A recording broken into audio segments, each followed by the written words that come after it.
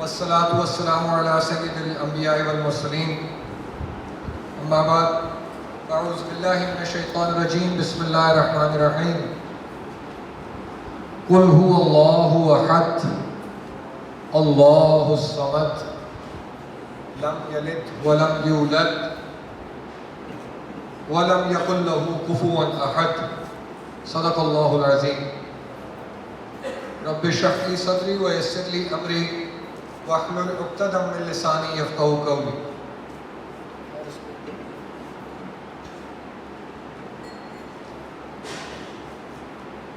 آپ لوگوں کے ساتھ ہم نے پچھلے 2 دن میں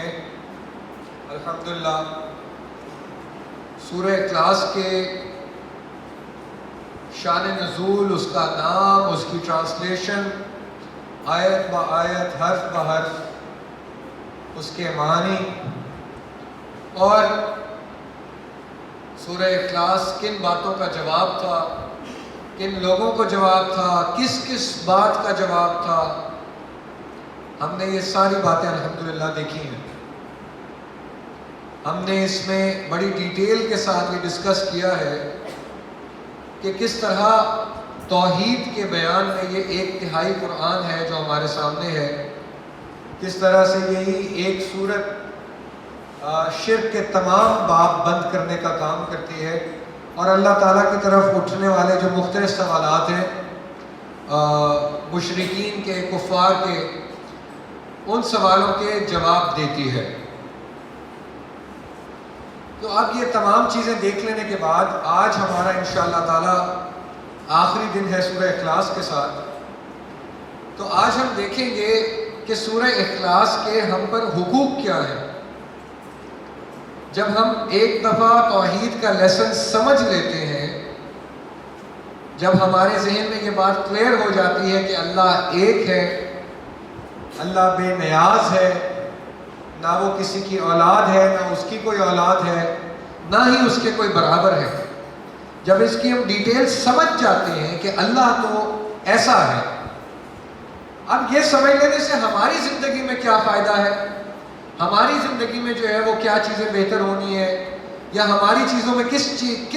کیوں فرق آئے گا توحید کی یہ ساری بات سن کر، تو اس کو آج ہم انشاءاللہ دیکھیں گے علامہ اقبال کی ایک نظم کے ذریعے سے. علامہ اقبال آپ کو پتہ ہے رحمۃ اللہ علیہ نے اردو میں بھی کلام لکھا اور فارسی میں بھی کلام لکھا. فارسی میں ان کے شعروں کی تعداد اردو میں کہے ہوئے شعروں سے زیادہ ہے. فارسی میں علامہ اقبال کی زیادہ باتیں ہیں جو لکھی گئی ہیں. ہمارے یہاں چونکہ فارسی آہستہ آہستہ بولنے میں متروک ہو گئی، اس کے معنی سمجھنے سے ہم لوگ جو ہے وہ دور ہو گئے، تو وہ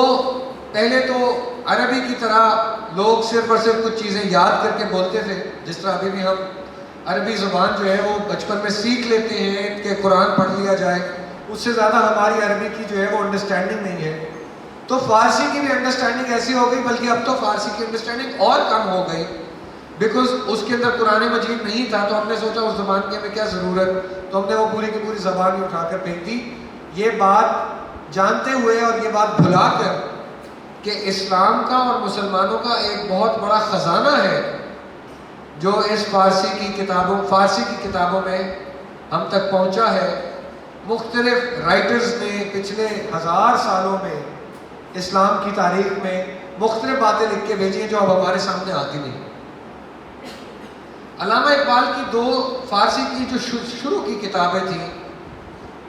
دوسری طرف جو اردو کی کتابیں آپ سب ان کے نام جانتے ہیں، بانگ درا ہے، بال جبریل ہے، ضرب کریم ہے، ارمغان حجاز کا کچھ حصہ ہے. تو اس طرح سے فارسی کی جو کتب ہیں ان میں جو پہلی کتابیں علامہ اقبال نے لکھی وہ تھی اسرار خودی،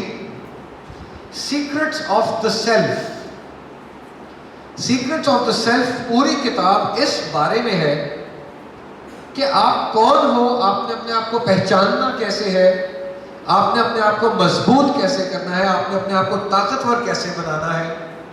آپ نے اپنے اندر جوش کیسے بھرنا ہے، آپ نے اپنے اندر ہوش کیسے بھرنا ہے، and how you will make your self compatible with the challenges of the world that if anything is thrown towards you, آپ کے اندر اتنی طاقت ہو that you are able to reply to those challenges, you are able to counter those challenges, and you are able to make a mark for yourself. یہ ہے وہ کتاب جس کا نام ہے اسرار خودی. اسرار خودی ہی وہ کتاب ہے جس کے اوپر علامہ اقبال کو سر کا خطاب ملا. برٹن کی طرف سے یا گریٹ برٹش جو رائلز ہیں ان کی طرف سے جو سر کا خطاب ملا. سر علامہ محمد اقبال کہا جاتا ہے, نائٹ ہوڈ جس کو کہا جاتا ہے. تو وہ خطاب جو ہے وہ اس اسرار خودی پر ملا. اسرار خودی کا دوسرا حصہ جو علامہ اقبال نے تحریر کیا, 2 پارٹس میں یہ کتاب ہے. پہلے حصے کا نام ہے اسرار خودی اور دوسرے حصے کا نام ہے رموز بے خودی. اسرار خودی, سیکرٹس آف دا سیلف. رموز بے خودی, secrets of denying the self, of ending the self. کہ بننا کیسے ہے اور اپنے آپ کو ختم کیسے کرنا ہے. یہ دونوں ایک دوسرے کے ساتھ نکھی چیزیں ہیں, دونوں کا بیان ایک دوسرے کے ساتھ آتا ہے. اور رموز بے خودی میں یہ بات علامہ نے بیان کی کہ جب آپ اپنے آپ کو بنا لو, جب آپ اپنے آپ کو دنیا کی, اپنے کریئر کی, اپنے جو ہے وہ علاقے کی سب سے ٹاپ پوزیشن پر پہنچا دو, جب آپ سب سے اوپر پہنچ جائیں تو اس کے بعد آپ نے اپنے آپ کو دوسروں کے کام میں لگانا کیسے ہے. How are you to serve other people. اس کے لیے لکھی وہ دوسری کتاب رموز بے خودی. رموز بے خودی کے آخر میں 2 نظمیں ہیں, ہم ان میں سے آج صرف ایک کر رہے ہیں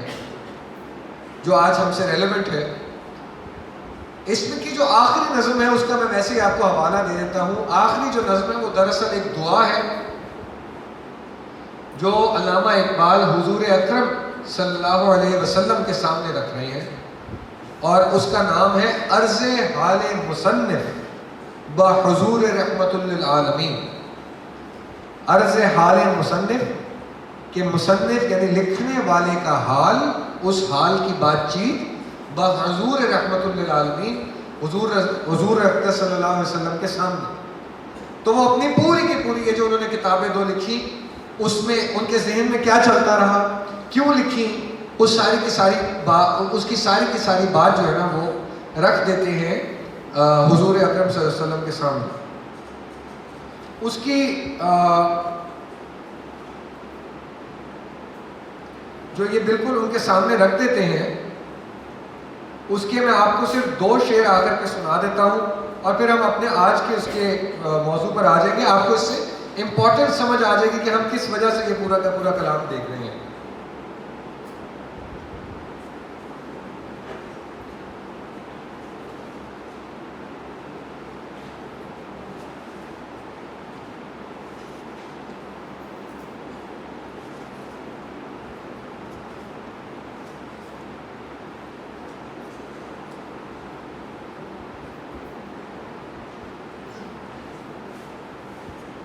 یہاں پہ اب جو ہے نا جی, علامہ اقبال نے جس وقت یہ ساری کتابیں لکھ لی, دونوں کتابیں, تو اس کے بعد علامہ اقبال نے ایک چیلنج دیا ہے یہاں, بیکاز یہ فارسی کی زبان ہے ساری کی ساری. میں آپ کو پہلے کانٹیکسٹ دے دیتا ہوں اور پھر 2 شعروں کا سر ترجمہ کر دوں گا. کانٹیکسٹ یہ ہے, علامہ اقبال نے چیلنج دیا ہے, وہ چیلنج یہ ہے کہ میں نے جتنی بھی بات یہاں پر لکھی ہے ان 2 کتابوں کے اندر, وہ ساری کی ساری سراسر قرآن سے لی ہوئی بات لکھی ہے. میں نے اس کے علاوہ, قرآن کے علاوہ اس کتاب کے اندر کچھ اور نہیں لکھا. کوئی ایک بات بھی جو اس کے اندر میں نے لکھی ہو, اگر وہ قرآن کے خلاف ہو, یہ اب چیلنج دے رہے ہیں علامہ کہ اگر میری لکھی ہوئی کوئی بھی بات قرآن مجید کے خلاف ہو جو میں نے لکھی ہے, تو مجھے کیا سزا ملنی چاہیے, وہ سزا بتا رہے ہیں ان 2 شعروں میں. خشک گرداں باد در انگور من, زہر ریز اندر میں کافور من, روز محشر خار و رسوا کن مرا، بے نصیب از بوسائے پا کن مرا، خشک گردہ بادہ در انگور من، میری جو انگور سے بنی ہوئی شراب ہے، یعنی کہ یہ جو میری آواز ہے، میرے جو اشعار ہیں، مجھے جو یہ طاقت بخشی ہے کہ میں لوگوں تک اپنی بات پہنچاتا ہوں، اس کو خشک کر دیجئے گا۔ حضور اکرم صلی اللہ علیہ وسلم کو کہہ رہے ہیں کہ قیامت کے روز جب میں آپ کے سامنے آؤں تو اس کو خشک کر دیجئے گا، میری زبان بند کر دیجئے گا، مجھے بولنے کے قابل نہ چھوڑیے گا اگر میری بات کے اندر کوئی بھی بات جو ہے وہ قرآن مجید سے ہٹ کے ہے۔ میں یہ جو شراب، کافوری شراب لوگوں کو پلا رہا ہوں، یعنی اپنے شعر سنا رہا ہوں، اس کے اندر زہر ڈال دیجئے گا، یعنی جو اس کو پڑھے، جو بھی علامہ کی بات سنے، وہ گمراہ ہو جائے، وہ یا تو فوت ہو جائے یا وہ اسلام کی راہ سے ہٹ جائے، لیکن وہ زندہ نہ رہ سکے، وہ جو ہے وہ پراپر مسلمان نہ رہ سکے۔ روز محشر خوار و رسوا کن میرا، قیامت کے روز مجھے خوار کر دیجئے گا، مجھے رسوا کر دیجئے گا، مجھے کہیں کا نہ چھوڑیے گا، بے نصیب از بوسائے پا کن میرا، مجھے اپنے پاؤں کے بوسے سے محروم کر دیجئے، مجھے اس قابل بھی نہ چھوڑیے گا کہ میں آپ کا ہاتھ چوم سکوں، میں آپ کے پاؤں چوم سکوں، میں آپ کے سامنے کھڑا ہو سکوں، میں آپ کا امتی کہلا سکوں، مجھے اس قابل نہ چھوڑیے۔ تو یہ اتنا اوپن چیلنج ہے جو علامہ اقبال نے اپنی شاعری کے ذریعے سے دے دیا۔ تو جو کوئی بھی چیلنج کرتے ہیں علامہ کی یہ شاعری کو، ان کے لیے سمپلی جو ہے وہ یہ ایک نظم جو ہے وہ پوری بات ختم کر دیتی ہے کہ دراصل علامہ کا پیغام ہے کیا،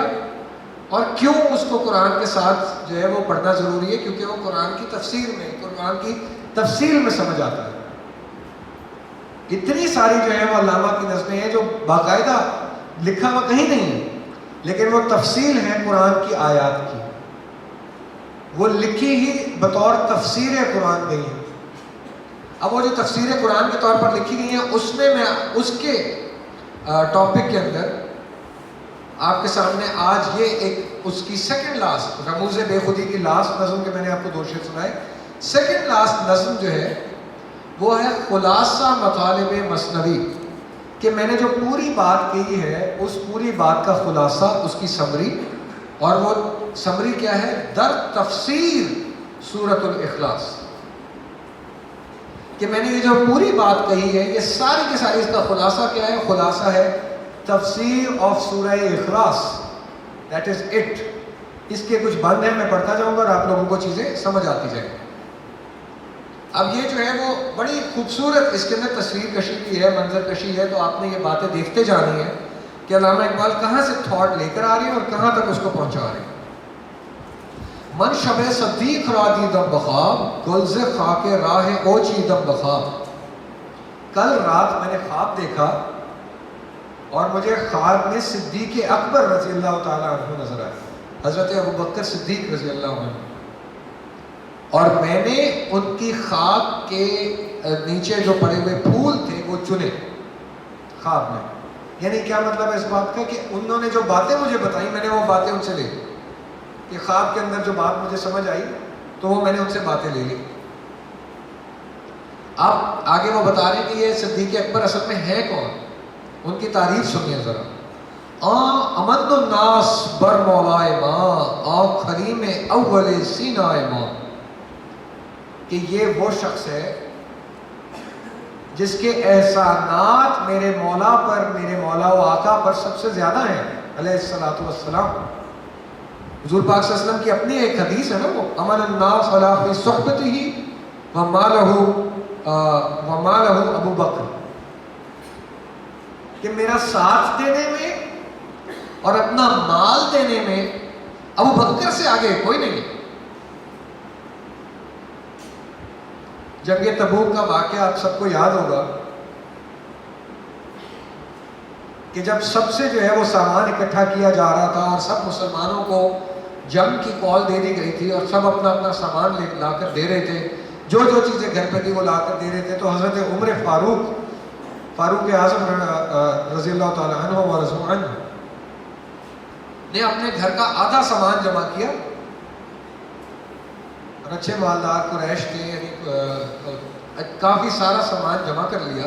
آدھا سامان. کوئی سوچے نا اگر اپنے گھر سے آدھا سامان دے دینا،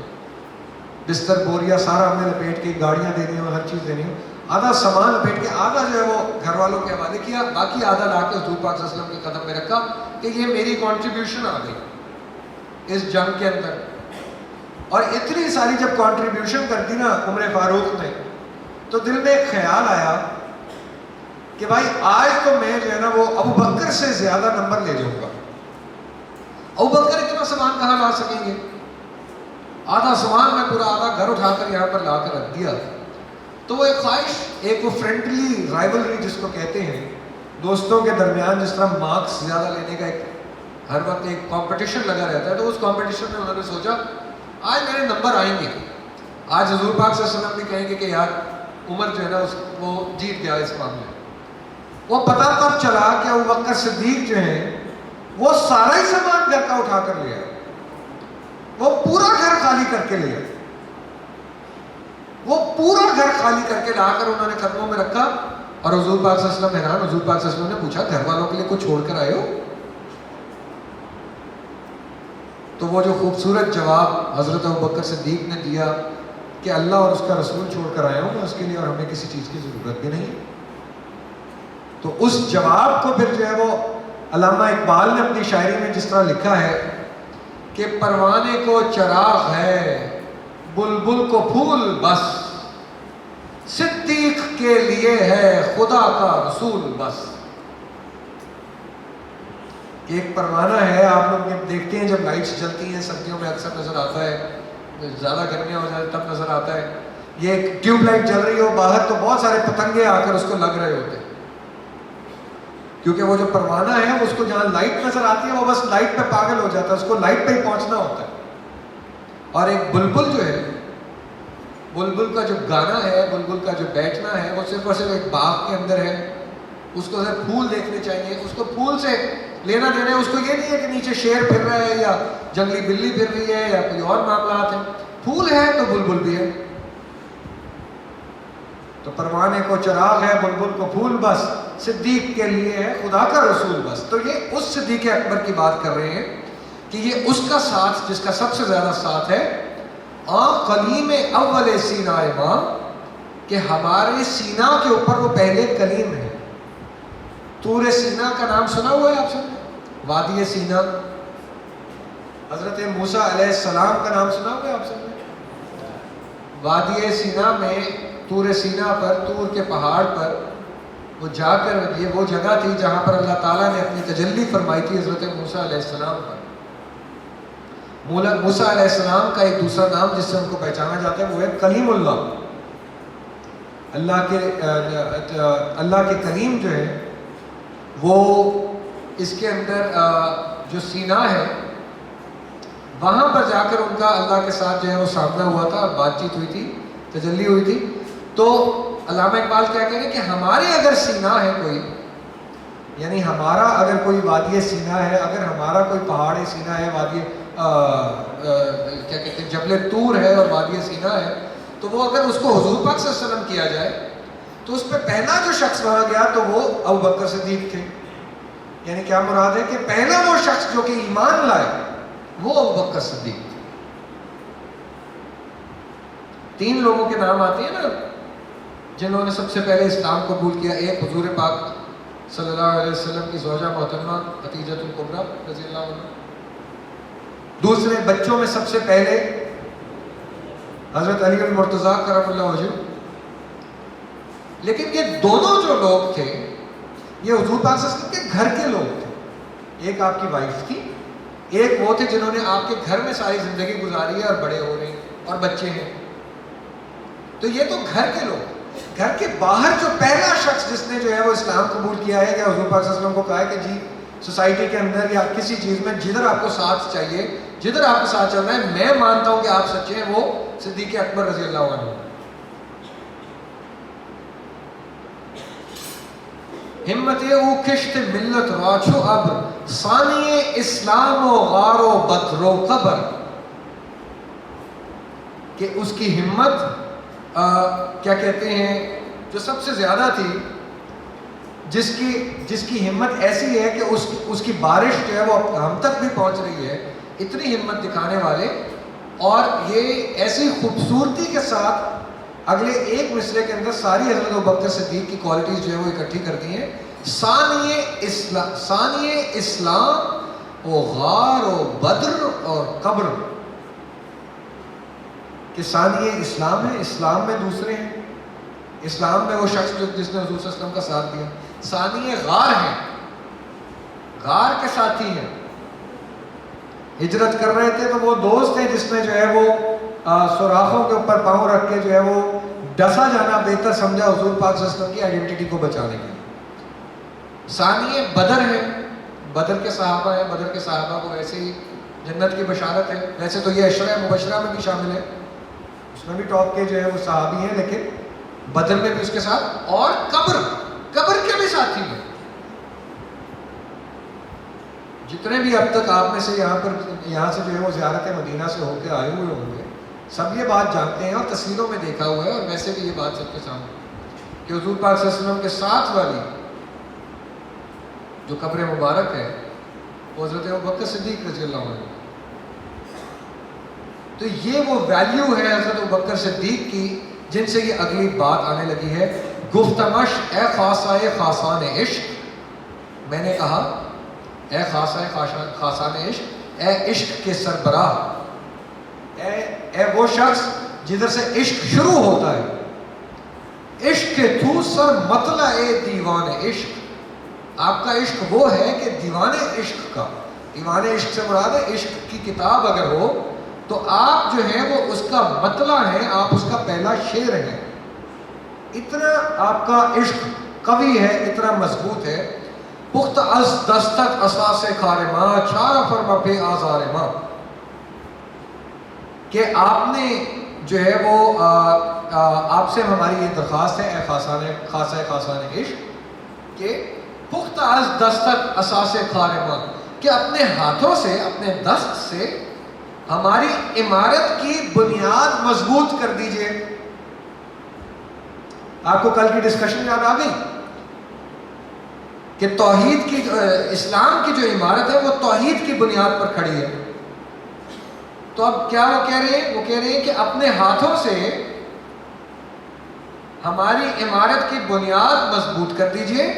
چارہ فرما پہ آزار ماں، یہ جو جس ہم تکلیف میں پھنسے ہیں ہماری تکلیف کم کر دیجئے، ہماری تکلیف کا کوئی بندوبست کر دیجئے. ٹھیک ہے جی. اب یہاں سے آگے جس طرح آپ لوگوں نے شکوہ جواب شکوہ پڑھا ہوا ہے، تو وہ جو جواب شکوہ علامہ اقبال نے لکھا ہے وہ لکھا تو خود ہے، لیکن دراصل اللہ کی آواز بن کے لکھا ہوا ہے کہ اللہ اگر جواب دیتے تو کیسے جواب دیتے. تو وہ اللہ کے جواب کے بعد جس طرح وہ جواب شکوہ میں، اب یہاں سے حضرت ابوبکر صدیق کا جواب شروع ہو رہا ہے کہ جب علامہ اقبال نے کہہ دیا کہ ہماری مدد کریں تو صدیق اکبر کیا جواب دے رہے ہیں وہ سن لیجئے. گفت تاکہ در ہوس گردی اسیر، آب و تاب سورہ اخلاص گیر، کہ تم کس جو ہے وہ یہ ہوس کی گیم کے اندر پڑے ہوئے ہو، کس چیز کا تم شکار ہوئے ہو، کیوں تم گھٹیا زندگی گزار رہے ہو. آب و تاب سورہ اخلاص گیر، سورہ اخلاص سے روشنی لو، سورہ اخلاص سمجھو. سورہ اخلاص کے اندر وہ موتی ہیں جس سے تمہاری تکلیفوں کا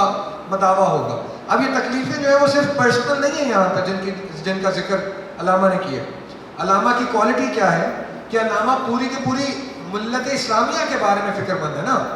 وہ سارے کے سارے مسلمانوں کے بارے میں فکر مند ہیں کہ یہ جو مسلمان ہیں ان کو اوپر کیسے لے کے جانے ہیں، ان کے حالات کیسے بہتر کرنے ہیں، ان کو یہ جو غربت کے اندر ہیں، یہ جو تکلیفوں کے اندر ہیں، ان کو اس میں سے کیسے نکالنا ہے.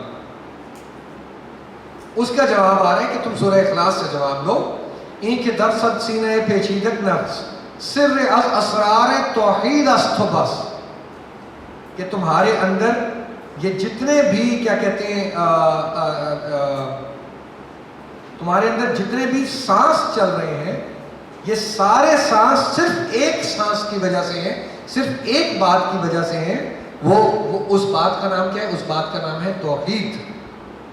کہ یہ توحید کے رازوں میں سے ایک راز ہے جو تمہارے اندر چل رہا ہے، جس کو تمہیں سمجھنے کی ضرورت ہے۔ رنگ او برکن مثال او شوی در جہاں اکس جمال او شوی۔ اب یہاں سے آگے یہ بات آپ سب کلیئرلی سمجھ لیجئے کہ آیت با آیت حضرت ابوبکر صدیق جو ہے وہ مطلب سمجھانا شروع ہو گئے ہیں کہ تمہیں کیا کرنے کی ضرورت ہے تفسیر میں۔ تو پہلا مطلب اب جو آ رہا ہے وہ آ رہا ہے قل هو اللہ احد، کہو کہ وہ اللہ ہے، ایک ہے، کہو کہ اللہ ایک ہے۔ اس بات کا مطلب آ رہا ہے، وہ مطلب کیا ہے؟ رنگ او برکن مثال او شوی در جہاں اکثر جمال او شوی، کہ اپنے آپ کو اس کے رنگ میں ڈھال دو۔ اگر اللہ ایک ہے تو تم بھی ایک ہو جاؤ۔ یہ مطلب سب سے زیادہ سمجھنے کی ضرورت ہے۔ اگر 3 دنوں کا نچوڑ میں آپ سب کو دوبارہ یہ بات جو ہے وہ کال کر کے کہتا ہوں کہ ان 3 دنوں کے اندر اگر ہماری اس بات کا نچوڑ ہے تو وہ آج کی یہ ان 4 لائنوں کی اگلی باتوں کے اندر ہے، 4 آیتوں کے اندر، جو کہ ہمیں جس سے کلیئرٹی کے ساتھ سمجھ آئے کہ ہم نے کرنا کیا ہے۔ وہ کہہ رہے تم سارے رنگ چھوڑ دو، تم ساری نسبتیں چھوڑ دو، صرف وہی خوبصورتی اپنا لو جو اللہ کی ہے۔ آنکھیں نام تو مسلمہ کرداس از دوئی سوے یقی آورداس، کہ تمہارا مسلمان نام جو رکھا گیا، اس نام رکھنے کا مقصد ہی یہ تھا کہ تم ساری کی ساری یہ جو تمہاری کوالٹیز باقی ہیں ان کو چھوڑ دو اور صرف مسلمان ہونا تمہاری کوالٹی بن جائے، صرف مسلمان کے نام سے پہچانے جاؤ۔ خیشتن را ترک و افغان خواندہ وائے برتو آنچے بود ایماندہ، لیکن تم نے اپنے آپ کو ترک اور افغان کے اندر ڈیوائیڈ کر کے رکھا، یعنی کہ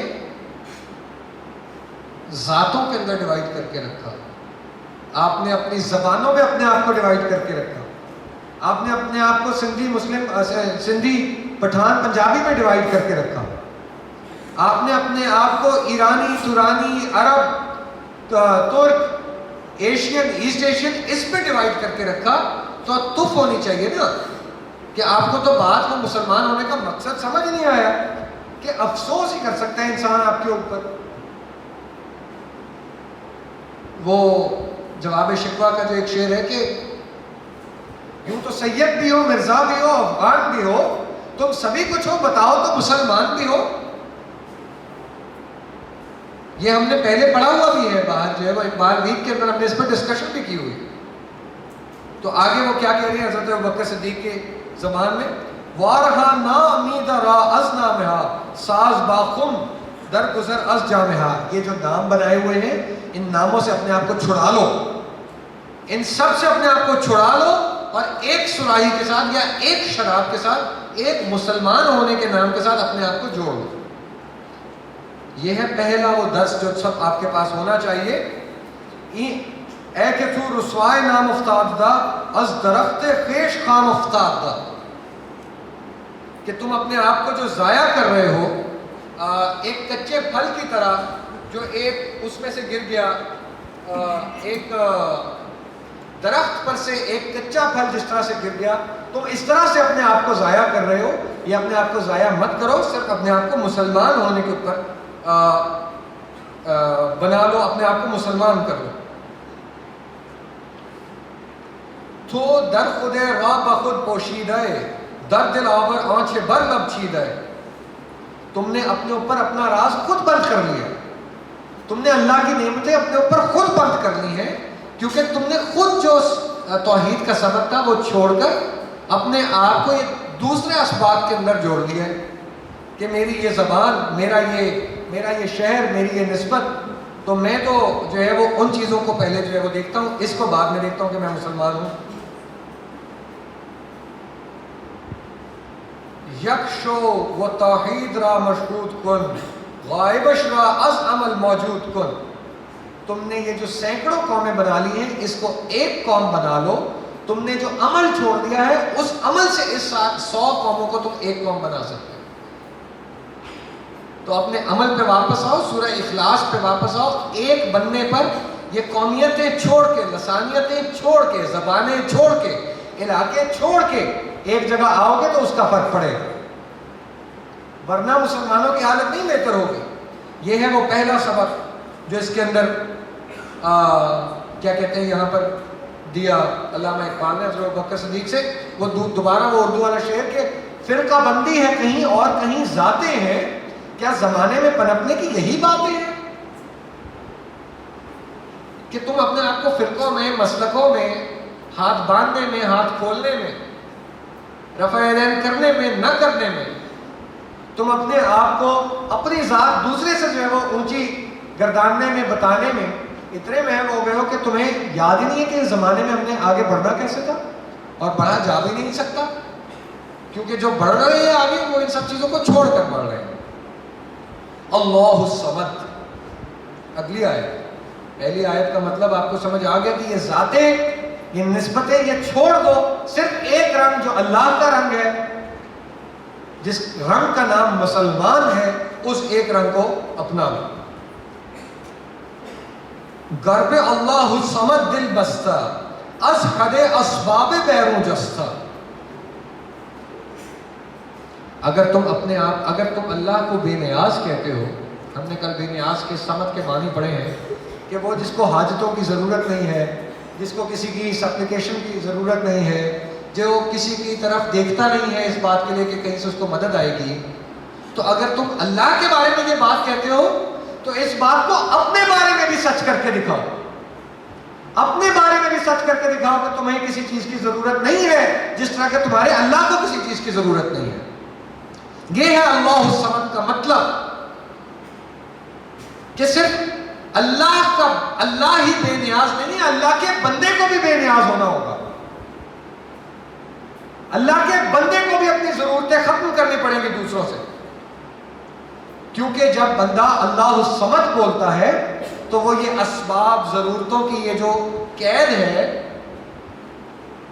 یہ جو ایک دائرہ ہے جس میں بات لکھی ہوئی ہے کہ انسان کو اس چیز کی ضرورت ہے، اس چیز کی، جب اس نے اللہ الصمد کہہ دیا تو وہ اس دائرے سے باہر آ گیا، اب وہ اس کے اندر نہیں ہے، اس کو ضرورت نہیں ہے ان کیا کہتے ہیں حاجتوں کی، جس کی جو ہے وہ باقی ساروں کو ضرورت ہے۔ بندہ حق بندہ اسباب نیست، جو حق کا بندہ ہے وہ اسباب کا، وہ ضرورتوں کا بندہ نہیں ہے۔ زندگانی گردش طولاب نیست، یہ جو ایک حق بولنے والے، حق پر چلنے والے مسلمان کی زندگی ہے، یہ ایک صرف رفو چکر، یہ جو ہے وہ گول چکر نہیں ہے، اس کا یہ کیا کہتے ہیں، اس کو ٹیوب ویل کا چکر نہیں ہے، ایک راڈ کا چکر نہیں ہے کہ یہ صرف بس گول گول گھومتا جائے اور ایک وہ پیسے بناتا جائے، نوکریاں کرتا جائے، اس سے بس آگے زندگی کرتا جائے اور بس اسی کے اندر لگا رہے، اور جب وہ مرے تو کہے جناب اچھا نوکری کر لی تھی، پینشن مل گئی، دی اینڈ۔ یہ اس کے لیے مسلمان کو کریٹ نہیں کیا گیا۔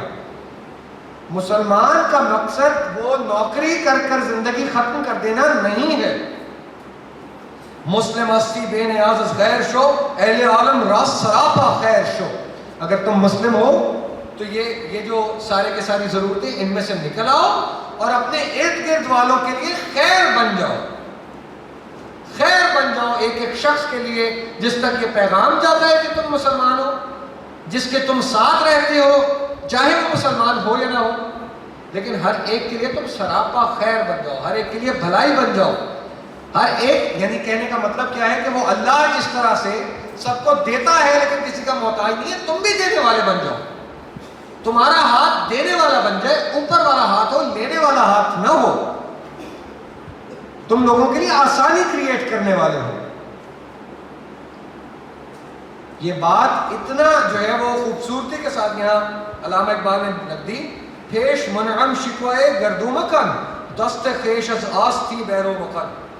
تم اپنے حالات کا شکوہ لے کر کہ بڑے برے حالات، نہیں چل رہا، پیسے دے دیں، یہ کر دیں، وہ کر دیں، تم یہ حالات کا شکوہ لے کر تم جو ہے وہ شیخ کے پاس نہ چلے جاؤ، یعنی جو امیر آدمی ہے اس کے پاس نہ پہنچ جاؤ حالات کا شکوہ لے کر، دست خیش از آستی بیرو مکن، اپنی آستین میں سے اپنا ہاتھ ہی باہر نہ نکالو، یعنی اپنا ہاتھ چھپا لو، پتہ ہی نہ چلے کہ اس بندے کو ضرورت بھی تھی کہ نہیں۔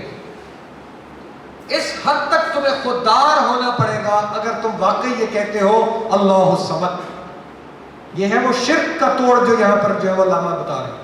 کہ اپنا ہاتھ اندر کھینچ لو، کسی کے سامنے ہاتھ پھیلانے سے پہلے،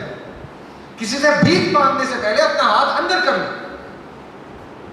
اب آگے کیا کہہ رہے ہیں؟ چوں علی در ساز بانان شعیر گردن مرحب شکن خیبر بگیر، کہ وہ جو علی المرتضیٰ کرم اللہ وجہ تھے جنہوں نے خیبر کو فتح کیا، جنہوں نے یہ مرحب ہے یا مرحب جو نام آتا ہے، جو خیبر کا واریر تھا، ایک جیو واریر تھا اسرائیل سے آیا ہوا اور اپنے زمانے کا ٹاپ واریر تھا، اس مرحب کو حضرت علی کرم اللہ وجہ نے جو شکست دی، جو ہرایا، وہ 1-on-1 کامبیٹ میں ہرایا، 1-on-1۔ ادھر سے وہ آیا، ادھر سے حضرت علی آئے، دونوں طرف جو ہیں وہ کھڑی ہوئی ہیں فوجیں، اور دو یہ بندے آتے ہیں،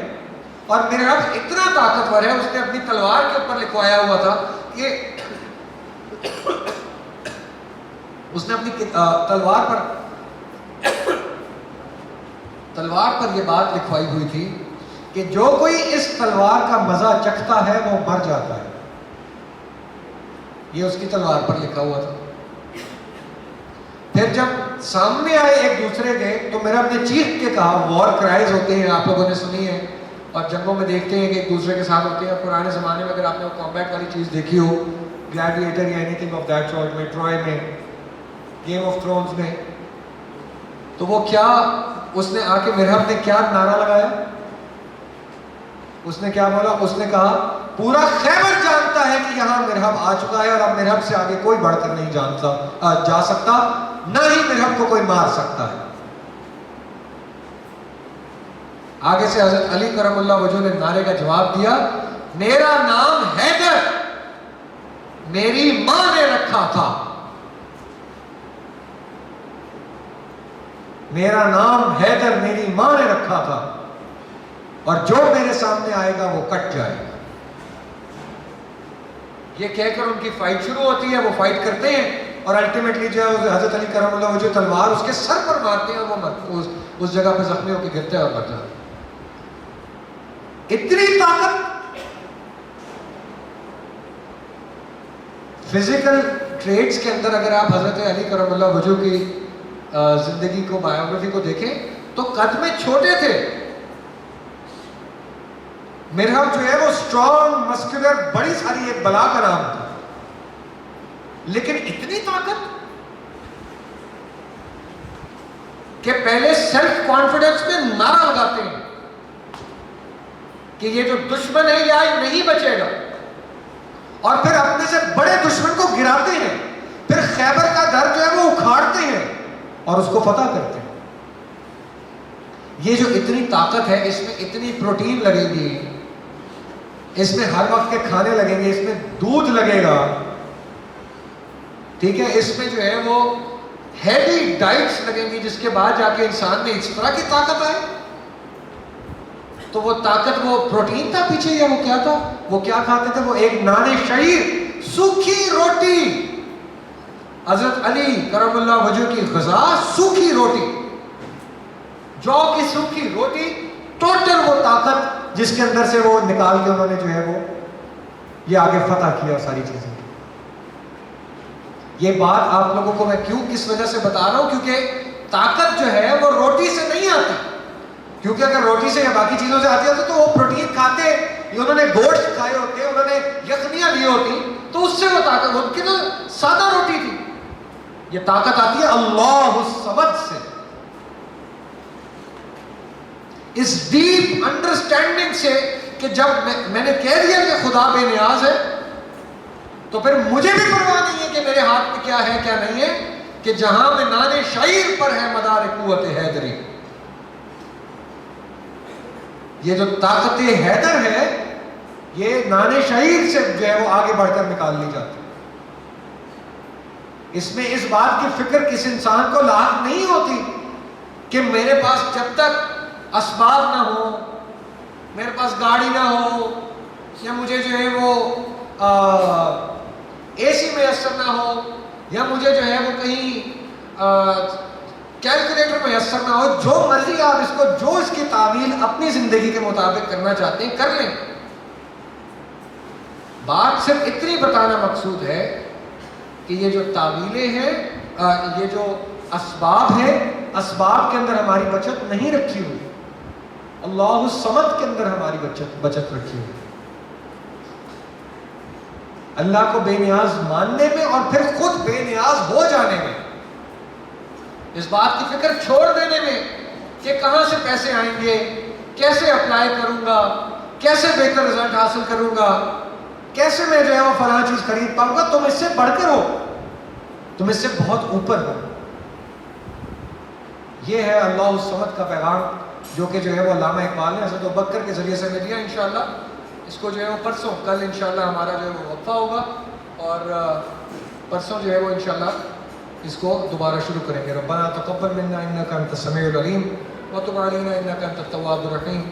صلی اللہ تعالی علی خیر خلق محمد وعلی آلہ واصحابہ واہل بیتہ اجمعین برحمتک یا ارحم الراحمین. السلام علیکم.